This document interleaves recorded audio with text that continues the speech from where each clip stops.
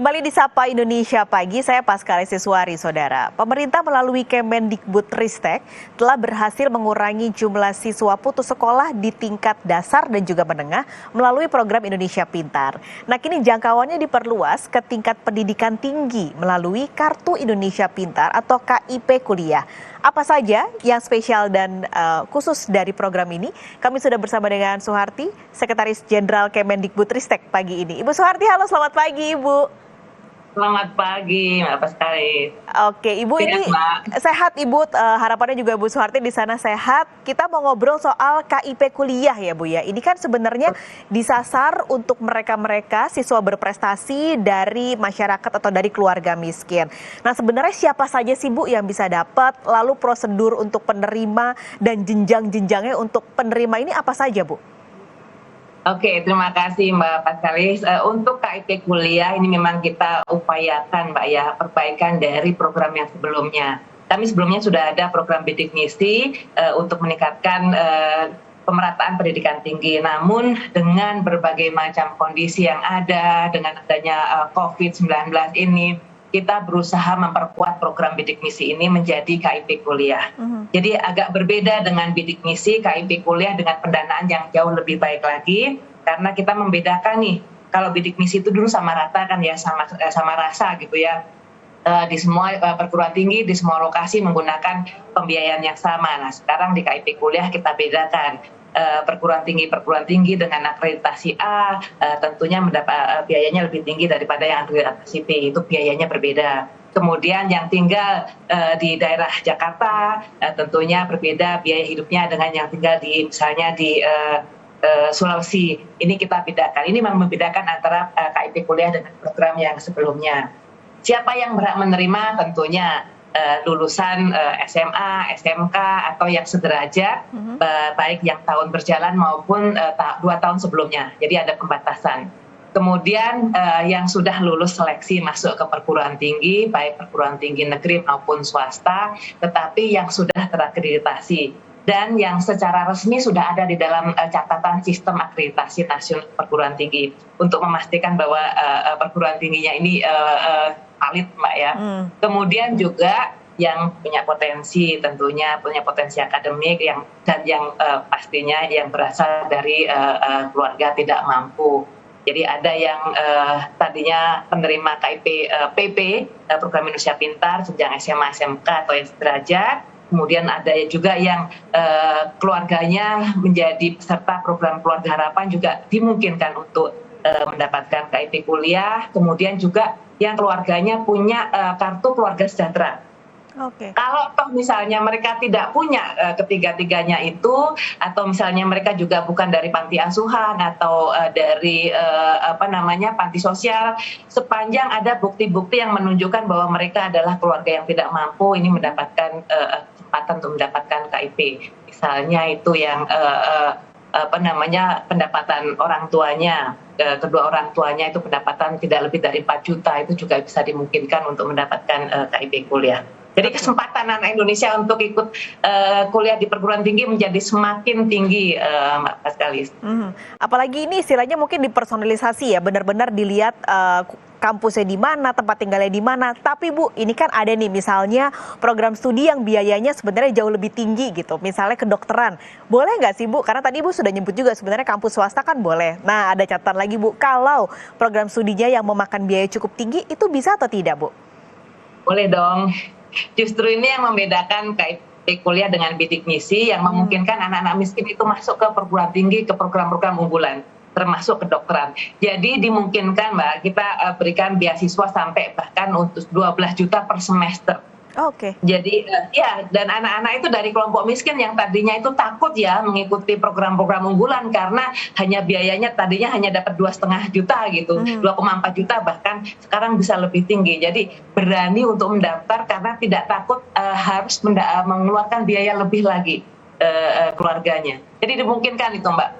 Itu catatan ya, ini menarik sekali programnya berarti. Tapi Bu, ini kan kadang ada teman-teman yang masih kuliah gitu harus memikirkan, aduh biaya hidupnya gimana nih nanti, bisa mencukupi nggak? Nah itu gimana Bu ke depannya untuk biaya hidup para penerima program ini?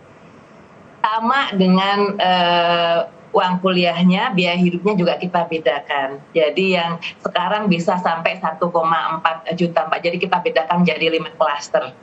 Jadi mudah-mudahan dengan pembedaan tersebut yang mempertimbangkan indeks kemahalan daerah ya, anak-anak dimanapun mereka kuliah bisa lebih terbantukan. Oke, 5 klaster itu berarti dipisahkan menurut daerah, Bu? Betul. Oke, boleh disebutkan nggak Bu, 5 klaster itu di mana saja? Jadi saya tidak pegang detailnya ya Mbak ya, tapi dari klaster pertama itu sekitar 800.000 per bulan, kemudian klaster kedua 950.000, yang ketiga 1,1 juta, yang keempat 1,25 juta, kemudian yang tertinggi itu 1,4 juta. Biasanya yang 1,4 juta itu di daerah-daerah dengan tingkat kemahalan tinggi seperti misalnya di Jakarta. Oke. Jadi ini kan sebenarnya sudah dirancang sedemikian rupa supaya bisa memilih kampus yang terbaik, lalu program studi yang memang sesuai dengan bakatnya. Tapi bagaimana memastikan Bu Suharti supaya penerima program ini benar-benar lulus sampai nanti dia selesai menempuh kuliah dia? Kita lakukan monitoring tentunya, monitoring evaluasi tidak hanya dengan kami di pusat, di dalam hal ini dilakukan oleh Pusat Layanan Pembiayaan Pendidikan di bawah Kemendikbudristek, tapi juga kerjasama dengan perguruan tingginya. Kami pastikan bahwa anak-anak penerima KIP bisa belajar dengan tenang gitu ya, permasalahan-permasalahan juga bisa dibantu oleh perguruan tinggi supaya mereka tidak putus kuliah. Ada saja sih Mbak yang putus kuliah, jadi misalnya dari serta mahasiswa baru tahun 2020 ya 2021 maaf yang menerima KIP kuliah sebanyak 200.000 orang, yang akhirnya putus kuliah tidak melanjutkan itu ada sekitar 1.500. Masih di bawah 1% memang, tapi kami upayakan terus dengan monitoring, dengan evaluasi, kerjasama bersama dengan perguruan tinggi. Harapannya angka putus sekolah ini, angka tidak melanjutkan ini bisa dikurangi jika memungkinkan itu dihilangkan lah. Semuanya inginnya lulus sampai selesai dan mendapatkan kehidupan yang lebih baik di masa depan. Jadi harapannya memang 0% untuk mereka yang bisa terputus. Oke, Bu Suharti, ini juga ada program lain, yaitu tadi saya baca program afirmasi pendidikan tinggi. Nah, itu apa lagi nih Bu? Tapi Bu Suharti jangan dijawab dulu. Nanti kita ngobrol lagi soal program dari Kemendikbudristek ini. Tapi usai jeda, Saudara, Sapa Indonesia Pagi akan segera kembali.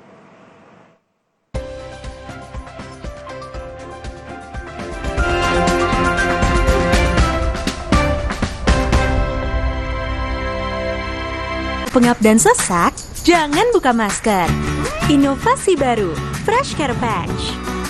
Tinggal tempel, bikin fresh seketika. Maskeran nyaman, cool kan? Fresh Care Patch. Saatnya rilekskan kulitmu. Fresh Living minyak zaitun. Kelembutan alami dari wajah hingga ke ujung kaki. Dengan aroma mewah yilang-yilang. Fresh Living minyak zaitun. Cantik terlindungi. Kita mesti bikin sesuatu nih, Fit masih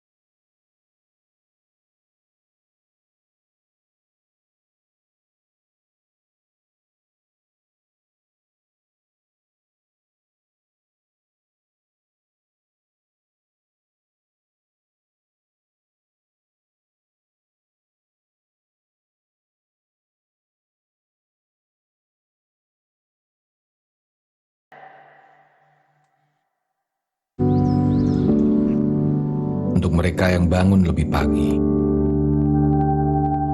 agar bisa mendengarkan lebih awal, untuk mendengar lebih banyak hal, membaginya tepat waktu, agar lebih banyak yang mendengar, lebih banyak yang melihat.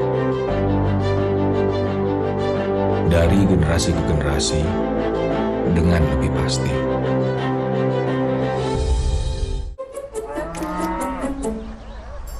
Sapiku yang sakit bisa beneran diobatin nggak ya? Jangan percaya, sapinya dijual ke saya aja.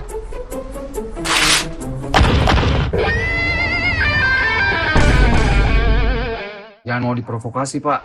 Mending diobatin dulu sapinya. Nah, ternak yang masih sehat, segera divaksin. Jangan mau diprovokasi. Mari kita sama-sama basmi PMK dari bumi Indonesia. Omehar, minyak ikan pilihan dari laut dalam. Omehar, suplemen omega 3 esensial. Dalam mini kapsul, lebih mudah ditelan. Diproses dengan teknologi modern di Amerika. Bantu pelihara kesehatan tubuh kini dan nanti.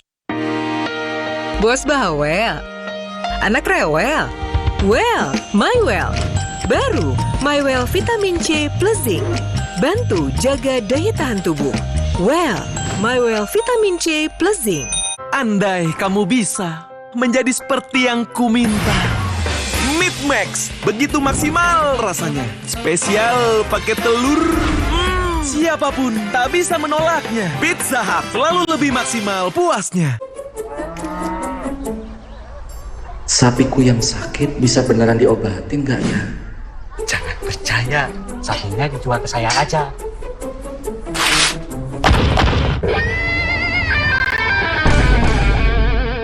Jangan mau diprovokasi, Pak. Mending diobatin dulu sapinya. Nah, ternak yang masih sehat, segera divaksin. Jangan mau diprovokasi. Mari kita sama-sama basmi PMK dari bumi Indonesia. Emang Vanis White lebih bagus dari pemutih? Coba aja ibu bandingin. Ayo, kinclongan mana? Bisa ngilangin noda? Pastilah, tapi nggak merusak pakaian, nggak kayak pemutih ibu. Pilih yang beneran putih, Vanis White.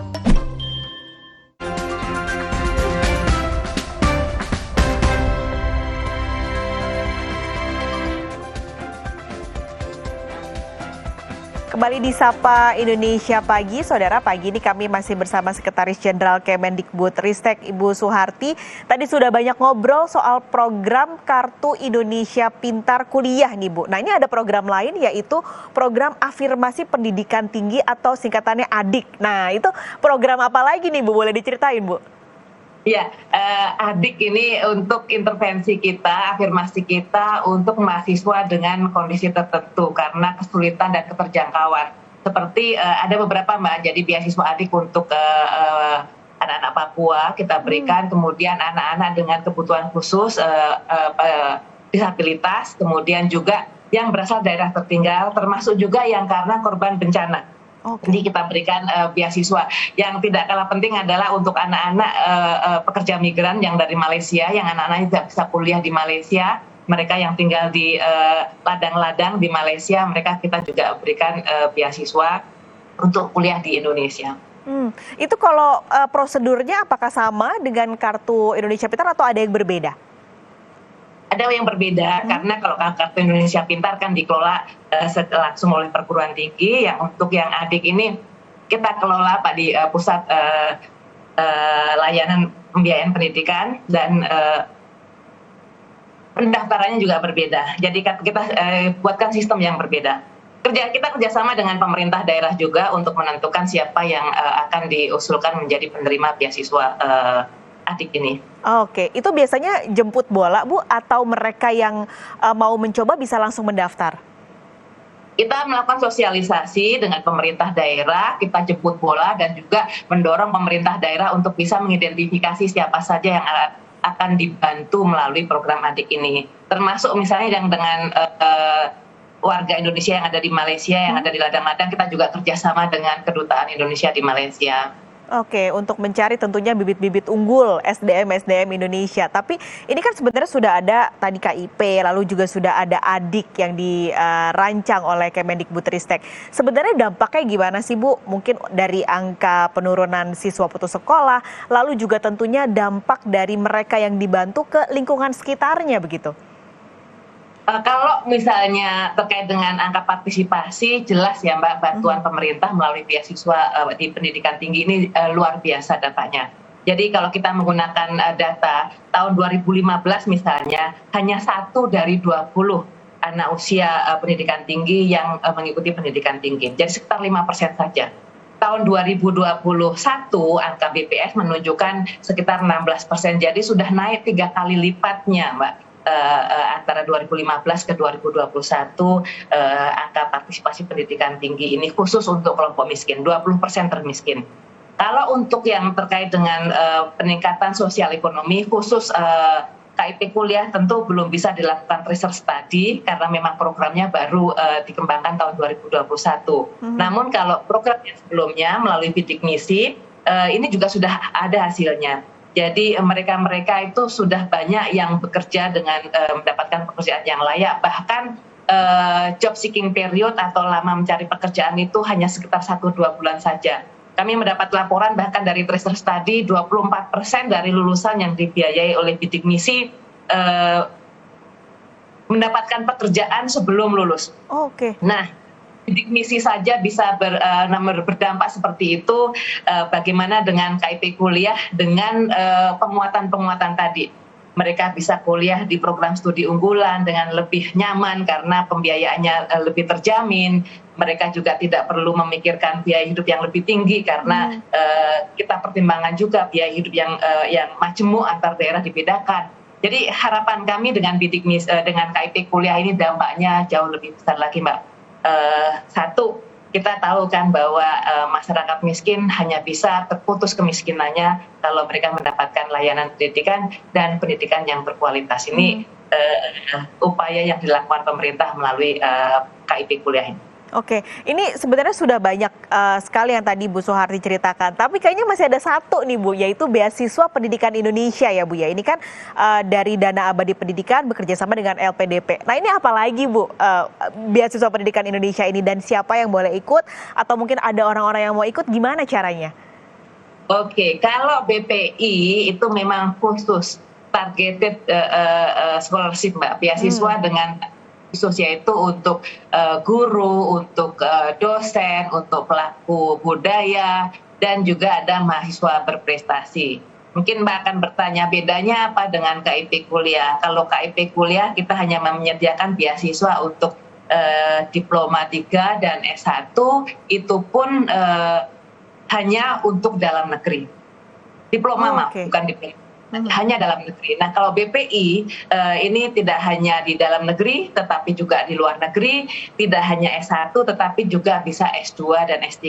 Kita tahu kan bahwa syarat untuk menjadi dosen kan berpendidikan minimum S2, jadi S2, S3 kita berikan juga untuk mereka melalui program BPI ini. Ini harapannya tentunya semua yang sudah dirancang ini bisa menyasar yang tepat sasaran tentunya Bu ya. Mereka dari keluarga miskin, berprestasi, dan bisa mengurangi jumlah siswa putus sekolah di Indonesia. Terima kasih banyak. Bedanya Pak, bedanya BPI ini dengan KIP kuliah. Kalau KIP kuliah mensyaratkan masyarakat yang tidak mampu. Kalau BPI ini tidak ada syarat tidak mampu. Jadi semua guru, dosen punya kesempatan untuk mengikuti pendidikan, dan juga anak-anak berprestasi, tidak harus yang berasal dari keluarga miskin. Itu daftarnya berarti bisa dari website Bu atau langsung ke kampus ya? Ada websitenya, kita menyiapkan semuanya. Ini semua program-program yang tadi saya sampaikan ada sistem pendaftarannya. Semua online Mbak. Oke, tinggal diakses di website Kemendikbudristek berarti Bu ya? Oke, Ibu Suharti terima kasih sudah berbagi informasi dan cerita pagi ini di Sapa Indonesia Pagi. Sehat selalu Ibu. Dan saudara, Sapa Indonesia Pagi masih punya informasi menarik lain. Jangan kemana-mana, usai jeda kami kembali.